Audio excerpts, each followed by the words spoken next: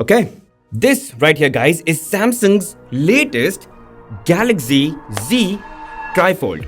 It's a shiny new toy that feels and looks impressive, but just in 2 days, I've realized it's not as practical. It obviously sounds crazy that, a phone with a 6.5-inch display outside can unfold into a 10-inch tablet-sized display, and that it can be folded back into something like this which fits into your pocket. I mean, if the assignment was to make a phone that's also a tablet, well, the engineering team has delivered. They've given an extra lip so you can, open it up easily. They've made sure that you never close it the wrong way. They've used flagship displays inside and outside. And while it's a thick block of tech that's full of metal and hinges, they've still managed to make it IP48 water and dust resistant. And they've managed to spread a 5600 mAh tri-cell battery and still kept it razor thin when unfolded. It is an achievement for sure, but it's not a solution. I mean, what are you going to do? You can either use it as a relatively heavier and significantly thicker regular phone, or use it as a 10-inch tablet, which most of us don't really use or use too much of. And that is the only other thing it does. Let's see. So, I've been trying to use it as a regular phone on the cover display. Not only does it feel a bit narrow to me, but more importantly, it was hard to ignore how thick and heavy it felt to me. To give you a context, see, it looks a lot like the Fold 7 from the front and the back, but it's quite a bit thicker than the Fold 7 or even the Fold 6. Now, honestly, it's not as heavy as a Trifold, but it's still heavy as a normal phone, and you'd feel it when you use it. I mean, every time I keep it somewhere, I'm reminded of how heavy it is, and yeah, it does rock quite a bit too. Now, they've provided a lip over here that makes it super easy and, very intuitive to open it up. And once open, it's literally a 10-inch tablet. Obviously, it makes multitasking very easy. You could have 2 apps working together or even have 3 apps open simultaneously. You can also save it as a preset, which you can then launch anytime afterwards using the Edge panel. In other words, it's like a phone that is an equivalent of 3-bar phones. Now, when you go from the cover to the inner display, you can actually have the apps continue inside. But the reverse is not true. It kind of locks always, which can be annoying. In fact, that is something I actually liked on the Fold 7. So you could have the apps continue no matter whether you go from open to closed form or from closed to open form. Also, if creases bother you, it might bother you twice as much because there are 2 hinges, so you see more of it. But if I'm being honest, when you're using it, you don't really feel it. But some apps, they just work better on the main display. Take email, for example. It's so much easier, to browse through them, make adjustments, read your email.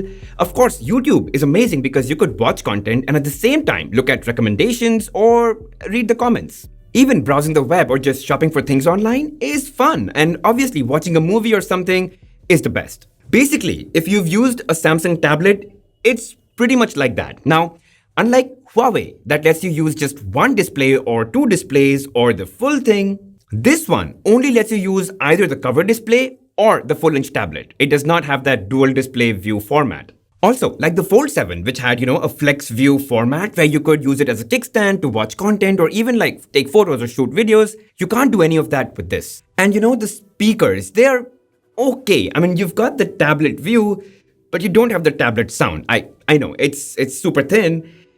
Just saying. Now, the one thing that's crazy about the Trifold is that it's got Samsung DeX built natively. So you could just mount it, hook up a Bluetooth keyboard and mouse and kind of have a portable PC setup with you. And you could also use it in portrait orientation if you wanted to.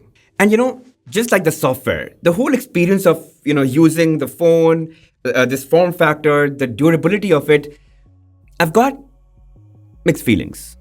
See, I'll be really honest, okay? It's really satisfying to unfold the phone into a giant screen and then to fold it back.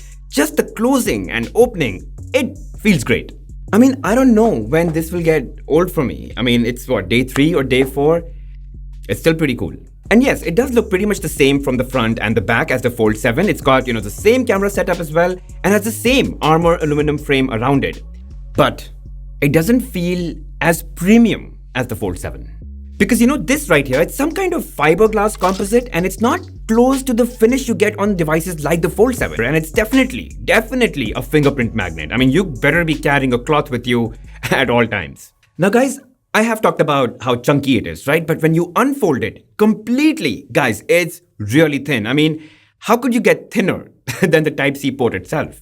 However, the most fragile part that you might end up wrecking actually is the inside display. I mean, it's soft, and since there's like quite a bit of fold, dust can get trapped as you close, and then it might actually cause harm to that inner display. In fact, Mr. Who's the Boss quite evidently showed it in his video as well. Now, it hasn't happened with me, but hey, it can happen to anyone. And the replacement cost of this inner display can actually cost you almost about a premium mid-range smartphone like the OnePlus 15R. So that's, wow. Now guys, I quickly want to get into the pricing and availability of the Trifold, but I just want to talk about the performance and battery real quick. So it's got a Snapdragon 8 Elite, that's last year's flagship. It comes with 16 gigs of RAM and 512 gigs of storage. And honestly, the processor isn't an issue. I mean, I've seen some comments where, people are complaining it doesn't have the latest 8 Elite Gen 5. Dude, what are you going to do with it that the 8 Elite can't do? Nothing. I mean, it's just as smooth. You can multitask, you can, run decks. It's not going to hold you back. The real bottleneck could be the battery. Look, they've got a 5600 mAh tri-cell configuration on the phone, and if you're mostly going to be using the covered display, it's actually enough. But hey, if you're going to be mixing significant tablet type of usage, then it's not going to be enough. I mean, I think we can all agree that this kind of phone is what can really use that silicon carbon battery tech. So Samsung, we're patiently waiting on that. Other than that, it does come with a charger in the box. Whoa, where did that come from?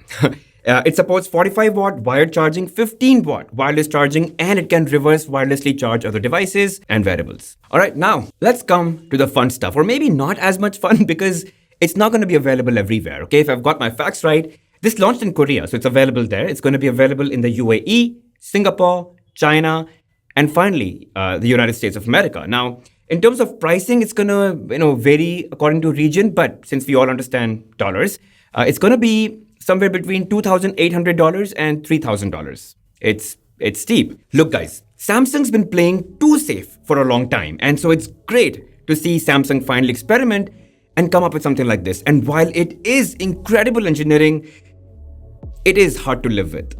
As in, when the phone is folded, it should still feel like a normal phone with a big regular cover screen because that is what we're used to. This feels like we're back to the problem that the Fold 1, the Fold 2, the Fold 4, the Fold 5, the Fold 6 had, Fold 7 solved it, but this brings us back to square one. Don't get me wrong, as a tech enthusiast, I love that this exists. Kudos to Samsung on, innovating and experimenting again, but this you should get if you are an enthusiast too. It can be a great everyday phone and tablet, but it's gonna come at the cost of a bit of inconvenience and fragility.